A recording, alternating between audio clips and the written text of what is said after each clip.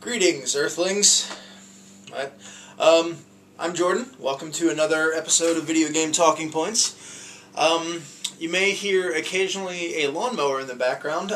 There's some yard work going around my neighborhood, so I'll be charging you for the lawn work DLC that you're now consuming. So be prepared to get a statement in the mail of... it's kind of like Microsoft Points, but it's going to be like 3,000 Jordan Fun Bucks.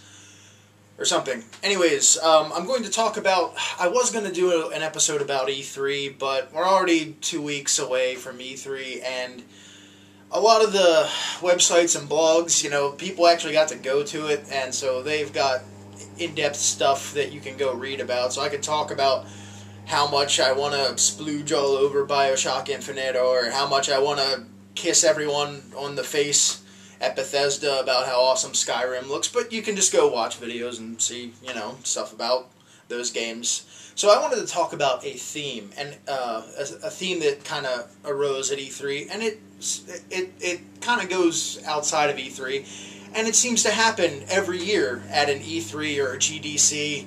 It's this alarmist kind of feeling about games.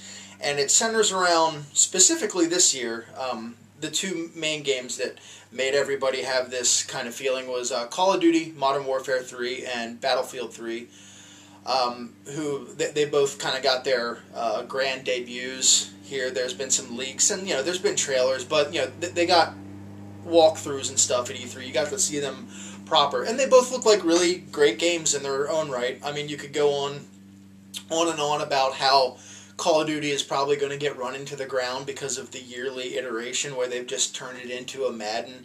And then there's been some anger about Battlefield 3's pre-order bonuses. I think those are both worth discussing, but I don't think they're actually as bad of a thing or as crazy of a thing or as imminent as a thing as many internet commenters would make it out to be. I think I'm going to get both of those games. That are probably going to be both day one purchases for me.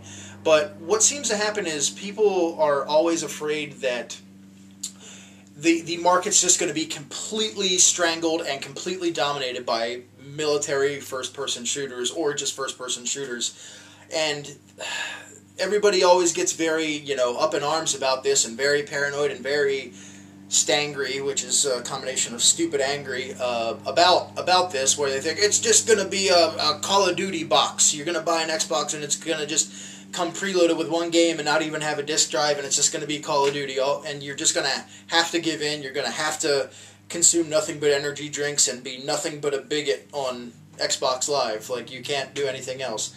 And there were two other games for your Call of Duty and for your Battlefield. There were two other games at E3 that got coverage, that got press coverage, and, you know, the press is a lot of time the ones who sort of, you know, are the standard bearer, and, you know, they lead the parade of people like, oh no, our industry is going to be the realm of douchebag, you know, jocks who want to worry about KD spreads and nothing else. But there's a game called Journey by that game company, the guys and gals who did the game Flower on the PSN. And there's a game from Ubisoft called From Dust. And I think that these two games, and there are other games that run the gamut. I mean, you know, Skyrim's, sure, it's a sequel, but it's a RPG. You know, there's Overstrike, the new game by Insomniac. That looks really cool. I mean, you know, it's got stuff that you have seen before, but they're looking to refine it. And, you know, BioShock Infinite, it's won a ton of game shows. It's going to be insane. Saints Row the Third just looks like crazy fun. So there's games that are kind of in the middle there, but these two, Journey and From Dust, are just so far on the opposite end. They go to they're games that speak to the core of the pretentious art crowd, the games as art crowd, which I enjoy those games. I don't have delusions of grandeur where I think that video games are some very heady art form. I think that they are games first and foremost, and art secondly. You know, I don't know. That's a whole other conversation. But, you know, I'll play Call of Duties, but I'll also check out really cool creative games that don't have an iron sight anywhere to be seen in them. And you know, Journey looks really good. Like you're basically navigating a desert. From what I can tell so far, you're navigating this desert and exploring it. And it looks beautiful, and it's got this really cool aesthetic. And From Dust is like this another very aesthetically interesting. It's like a God game, kind of like the Black and Whites. That seems to be the only game I can draw a parallel to.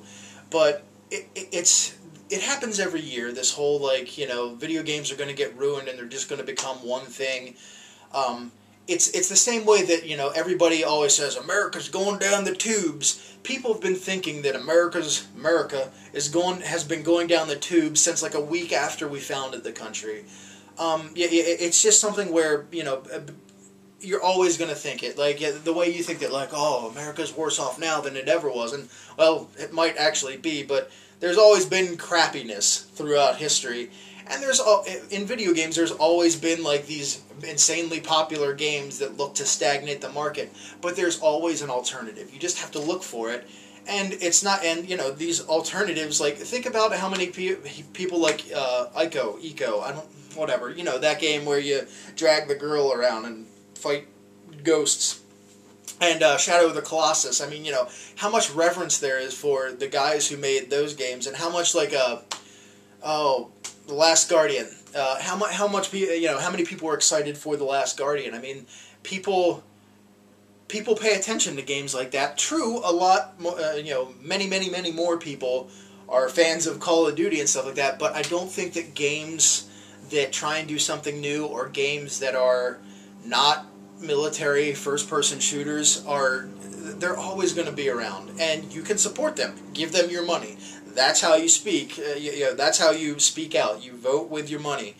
And, you know, these are also both, I think they're both going to be downloadable games, and I think that, you know, the downloadable market, and I guess, you know, the PC market, you know, things like Steam and, you know, stuff like that, they're going to be outlets for games like this because, you know, I guess they are a little risky for, you know, big dumb businesses. They want to go with what's safe, but there is an outlet for games like these, and, you know, I think that the downloadable arena is where these things can thrive. So I wanted to talk about that a little bit, where I think it's kind of, for the technical term, bullshit that, you know, there's going to be like 3 games that come out a year, and it's going to be like Halo and Gears and Call of Duty, or, you know, something like, and then everything else is just like people trying to out Call of Duty.